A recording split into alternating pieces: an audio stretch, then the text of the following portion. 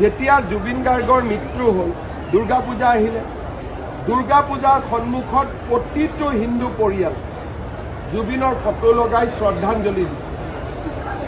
ৰাস আহিলে, ৰাসতো একে। লক্ষ্মী পূজা আহিলে, লক্ষ্মী পূজাতো একে। কিন্তু তেওঁলোকৰ ইস্তেমাবিলাক হৈ আছে, তাক তেওঁলোকে ধৰ্মসভা বুলি কয়। এখনো ইস্তেমা ধৰ্মসভাততো আমি জুবিন গাৰ্গৰ ফটো দেখা নাই। যে 10 ডিচেম্বৰৰ ভিতৰত 17 তাৰিখে লাষ্ট ডেট, তাৰ আগতে মই 10 বুলিয়ে মনত ভাবি থৈছোঁ, জুবিনৰ ঘটনাক সম্পূৰ্ণ ৰাইজৰ সন্মুখলৈ আমি আনিব পাৰিম। কৰবাত অসমৰ ৰাইজ আচৰিতো হ'ব, অলপ দুখো পাব, কষ্টও পাব, লগতে খঙো উঠিব। গতিকে মই ভাবোঁ যে 10 তাৰিখৰ ভিতৰত, 17 তাৰিখ লাষ্ট ডেট, 10 ডিচেম্বৰৰ ভিতৰত জুবিনক ন্যায় দিয়াৰ যিটো আচল পদক্ষেপ SIT চাৰ্জশ্বিট, তাক আমি দাখিল কৰিম। আৰু ৰাইজে এক প্ৰকাৰ ক'ব গ'লে বহু বছৰ জুৰি জুবিনৰ লগত হৈ থকা আহি গ'ল ডাঙৰ খবৰ। হয় বন্ধু বান্ধৱী, পোনপ্ৰথমে মোৰ চেনেলত স্বাগতম জনালোঁ। মামা যে ক'লে 10 ডিচেম্বৰ তাৰিখে আমি ন্যায় দিব, বা 10 ডিচেম্বৰ তাৰিখে জুবিন দাৰ হত্যাকাৰীক কৰ্ডলৈ লৈ অনা হ'ব। যে কেনেকৈ জুবিন দাক হত্যা কৰিছিল, সঁচাই জুবিন দাক হত্যা কৰিছিল নেকি, এইবিলাক মুখেৰে ওলাব লাগিব। যে চেমকানু আৰু সিদ্ধাৰ্থে জুবিন দাক সঁচাকৈ কেনেকৈ হত্যা কৰিছিল, পান দি হত্যা কৰিছিল নে কিবা এটা কৰি হত্যা কৰিছিল, এই কথা সকলোৱে সোধে।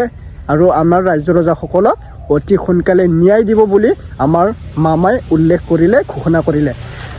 কিন্তু এইটো কথাটো মই ভাবিছোঁ যে মামা 10 ডিচেম্বৰ তাৰিখে কিন্তু কথাটো পিছলি নাযাব। 10 ডিচেম্বৰ তাৰিখে আমি ৰাজ্য ৰজাসকলে সকলো আমি যে ৱেইট কৰি আছোঁ যে আমাৰ জুবিন দাক কেনেকৈ হত্যা কৰিছিল, সঁচাই হত্যা কৰিছিল নেকি, ছিংগাপুৰলৈ নি কি ঘটনা কৰিছিলে, এইবিলাক সকলো কথা আমাক অতি সোনকালে লাগিব, বা আমাৰ জুবিন দাৰ ন্যায় আমাক অতি সোনকালে দিবলৈ লাগিব। অসমৰ মুখ্যমন্ত্ৰী ডক্টৰ হিমন্ত বিশ্ব শৰ্মা ডাঙৰীয়াই এইটো অনুৰোধ কৰিলোঁ। মই অকল অনুৰোধ কৰা হ'লে নহ'ব, আমাৰ ৰাজ্য ৰজাসকলে চিঞৰি থাকিব লাগিব যে জুবিন দাৰ ন্যায় লাগিব। যদি আমি চাইলেণ্ট হৈ থাকিম, তেতিয়াহ'লে আমি কেতিয়াও এইটো ন্যায় বুলি শব্দটো নাহিবই চাগে, আমাৰ জুবিন দাৰ ন্যায় আমি নাপামেই চাগে। সেইকাৰণে আমি সকলো চাইলেণ্ট হৈ নাথাকিব, সকলোৱে চিঞৰি থাকিব লাগিব দেই। ঠিক আছে, আমাৰ মামাই কি কথা ক'লে বা কি ঘোষণা কৰিলে আপোনালোকে পোনপ্ৰথমৰ পৰা শেষৰলৈকে ভিডিঅ'টো চাব। যদি চেনেলত নতুনবাৰ আহিছে ছাবস্ক্ৰাইব কৰি ল'ব, আৰু ভিডিঅ'টো শ্বেয়াৰ কৰি দিয়ক, এটা কমেণ্ট লিখি দিব দেই, জয় জুবিন দা বুলি। এতিয়া চাই লোৱা আমাৰ মামাই 10 ডিচেম্বৰত খাটাং ন্যায়টো দিবনে, এইটো কথা আমাৰ মামাই কৈছে, চাই লোৱা। পথত আগবাঢ়িছে, বহুত ভাল তথ্য, বিস্ফোৰক তথ্য আমাৰ হাতত পৰিছে। আৰু মই ভাবোঁ যে 10 ডিচেম্বৰৰ ভিতৰত 17 তাৰিখে লাষ্ট ডেট, তাৰ আগতে মই 10 বুলিয়ে মনত ভাবি থৈছোঁ, জুবিনৰ ঘটনাক সম্পূৰ্ণ ৰাইজৰ সন্মুখলৈ আমি আনিব পাৰিম। কৰবাত অসমৰ ৰাইজ আচৰিতো হ'ব, অলপ দুখো পাব, কষ্টও পাব, লগতে খঙো উঠিব। গতিকে মই ভাবোঁ যে 10 তাৰিখৰ ভিতৰত, 17 তাৰিখ লাষ্ট ডেট, 10 ডিচেম্বৰৰ ভিতৰত জুবিনক ন্যায় দিয়াৰ যিটো আচল পদক্ষেপ SIT চাৰ্জশ্বিট, তাক আমি দাখিল কৰিম। আৰু ৰাইজে এক প্ৰকাৰ ক'ব গ'লে বহু বছৰ জুৰি জুবিনৰ লগত হৈ থকা বহুত দুখ আৰু বেদনা ভৰা কাহিনী গম পাব। SITয়ে বহুত ভাল পথত আগবাঢ়িছে, বহুত ভাল তথ্য, বিস্ফোৰক তথ্য আমাৰ হাতত পৰিছে। আৰু মই ভাবোঁ যে 10 ডিচেম্বৰৰ ভিতৰত 17 তাৰিখে লাষ্ট ডেট, তাৰ আগতে মই 10 বুলিয়ে মনত ভাবি থৈছোঁ, জুবিনৰ ঘটনাক সম্পূৰ্ণ ৰাইজৰ সন্মুখত জুবিন ক্ষেত্ৰত গৈ চাউল দালি নালাগে বুলি আন্দোলন কৰে। এখেতসকলে এই গোটেই পৰিৱেশবিলাক ৰচনা কৰি থাকে। যোৱাকালি মই এটা কথা কৈছোঁ, আপোনালোকৰ বহুতে ফলো কৰিব পাৰিছেনে নাই? যেতিয়া জুবিন গাৰ্গৰ মৃত্যু হ'ল, দুৰ্গা পূজা আহিলে, দুৰ্গা পূজাৰ সন্মুখত প্ৰতিটো হিন্দু পৰিয়াল জুবিনৰ ফটো লগাই শ্ৰদ্ধাঞ্জলি দিছে। ৰাস আহিলে, ৰাসতো একে, লক্ষ্মী পূজা আহিলে, লক্ষ্মী পূজাতো একে। কিন্তু তেওঁলোকৰ ইস্তেমাবিলাক হৈ আছে, তাক তেওঁলোকে ধৰ্মসভা বুলি কয়। এখনো ইস্তেমা ধৰ্মসভাততো আমি জুবিন গাৰ্গৰ ফটো দেখা নাই। তাৰ মানে অসমীয়া মানুহে এটা কথা বুজি পাব লাগিব যে সন্দেহযুক্ত মানুহে জুবিনক জীয়াই নাৰাখে, জুবিনক অসমীয়াইহে জীয়াই ৰাখিব লাগিব। চাউল দালি নালাগে বুলি কোৱা মানুহে জুবিনক জীয়াই নাৰাখে। আৰু এই যিসকলে ছ'চিয়েল মিডিয়াত বোম ব্লাষ্টক আদৰণি জনাইছে, তেওঁলোকক চৰকাৰে গ্ৰেপ্তাৰ কৰিব, তেওঁলোকৰ লিংকবিলাক চাব। কাৰোবাৰ যদি লিংক বাংলাদেশৰ লগত পাওঁ বা অসমৰ বাহিৰৰ কোনোবা এনেকুৱা ধৰণৰ ব্যক্তিৰ লগত পাওঁ, তেতিয়াহ'লেতো আমি আৰু টাফ একশ্যন ল'ম। এতিয়া বহুতে ভয়তে ডিলিট কৰি আছে, কিন্তু ডিলিট কৰিলেও স্ক্ৰীনশ্বটবিলাক আমাৰ লগত আছে আৰু আমি এইটো ক্ষেত্ৰত যথেষ্ট কঠোৰ ব্যৱস্থা আমি হাতত 14 তাৰিখে ৰিজাল্ট দিব, গতিকে ৰিজাল্ট ভাল হ'ব বুলি ভাবিছোঁ। বাকী এক্সিট পোলেতো আৰু ৰিজাল্ট নিদিয়ে, ৰিজাল্ট মেচিনে দিব। গতিকে আমি 14 তাৰিখলৈকে অপেক্ষা কৰোঁ। আৰু আজি গোটেই দেশতে এনেকৈ বোম ব্লাষ্টৰ পিছত গোটেই দেশতে এটা শোকৰ ছাঁ পৰিছে। অসমত আমি বহুত ডিফিকাল্ট ছিটুৱেশ্যনত আছোঁ। আমাৰ মাজত সোমাই যাব পাৰে আৰু যিকোনো কাম কৰিব পাৰে, কাৰণ ইয়াতে তেওঁলোকৰ পাৰ্চেণ্টেজ বহুত বেছি। গতিকে অসম বহু দিনলৈ সাৱধান হৈ থাকিব লাগিব আৰু আমাৰ ইয়াত যেতিয়া হ'ব তেতিয়া ডাঙৰকৈয়ে হ'ব। এৰেষ্ট কৰিবৰ কাৰণে মই ইনষ্ট্ৰাকশ্যন দিছোঁ যে যাক যাক এনেকুৱা ধৰণে সন্ত্ৰাসবাদীক সমৰ্থন কৰিছে তেওঁলোকক মই গ্ৰেপ্তাৰ কৰিবৰ কাৰণে নিৰ্দেশ দিছোঁ। তাৰ মাজত যদি কোনোবা নাবালক আছে বা কোনোবাই নাজানি কৰিছিলে তেনেকুৱাও থাকে মানুহ, বা কোনোবাই কাৰোবাৰ মোবাইলটো লৈ বেলেগ এজনে নিজৰ মোবাইলৰ পৰা কৰোৱাই দিয়ে। গতিকে ধৰক মোৰ মোবাইল আছে, মোৰ মোবাইলটো লৈ কোনোবাই কৰি দিলে, গতিকে আমি কোনোবাজনক ধৰিব লাগিব। সেইকাৰণে আমি নিৰ্দোষীক নধৰোঁ, দোষীক আমি ধৰিমো, শাস্তি দিম।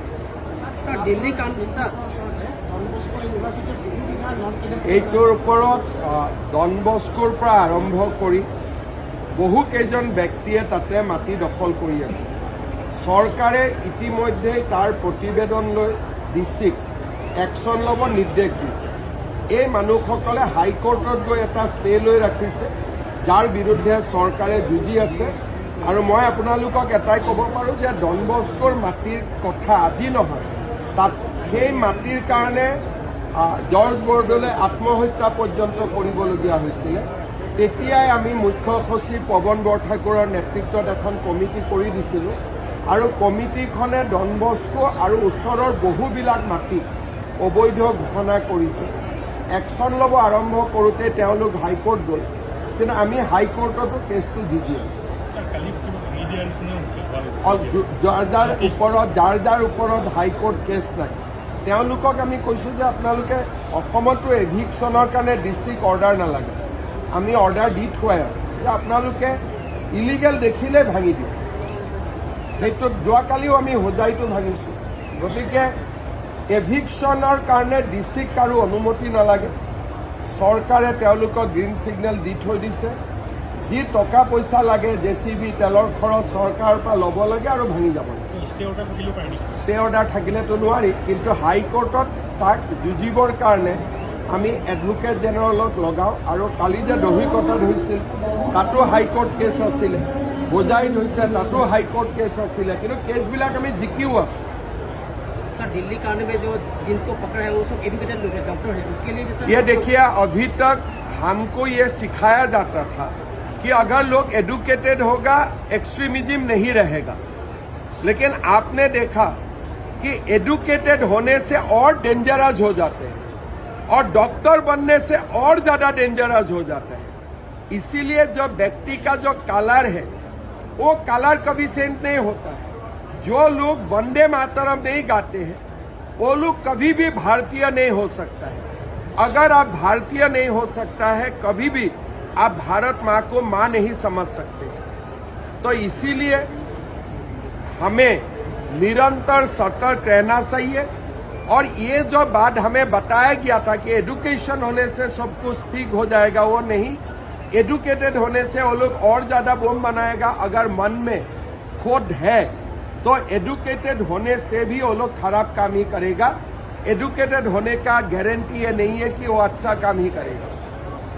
और एक जो डॉक्टर अरेस्ट हुआ है वो तो खुल्लम खुल्ला लाभ जिहाद में भी इन्वॉल्व होकर रहा था। जब वो कॉलेज में पढ़ता था वो खुद ही बोलते थे कि हम हिंदू लड़कियों को फंसा के मुसलमान लड़का का साथ शादी करवा देता था और धर्म का परिवर्तन करवा लेता था। तो ऐसा उनका बयान भी है। तो इसीलिए हमें सतर्क रहना है। हम बहुत ज़्यादा अगर अपने आप को छोड़ देता हूँ, नहीं कुछ नहीं होने वाला है, तभी जाके कुछ होता है। पहलगाम से भी हमको सीखना चाहिए, दिल्ली से भी हमें सीखना चाहिए। হ'ব?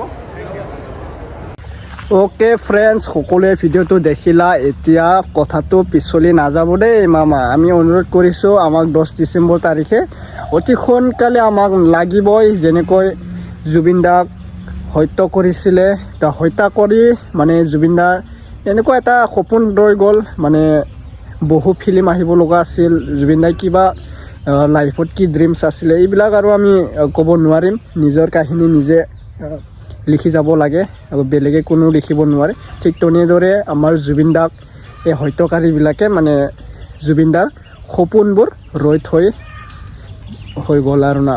এই কি ক'ম বাৰু, সিহঁতক অতি সোনকালে শাস্তি দিবই লাগে, ফাঁচি বা কিবা এটা শাস্তি দিবলৈ লাগে অতি সোনকালে। নহ'লে আমি চাইলেণ্ট হৈ নাথাকিম, সদায় চিঞৰি থাকিম যে আমি ন্যায় লাগিবই বুলি আমি চিঞৰি থাকিম। মামাই একদম প্ৰেছাৰ পৰি যাব আৰু না মামাৰ হাতত। ঠিক আছে, মামাই দিব, কোনে দিব আৰু ন, মামাই দিব এই ন্যায়টো। যদি চেনেলত নতুনবাৰ আহিছে ছাবস্ক্ৰাইব কৰি ল'ব। ভিডিঅ'টো এইখিনিতে মই থ'ব খুজিছোঁ। নেক্সট আপডেট লগ পাম। ধন্যবাদ।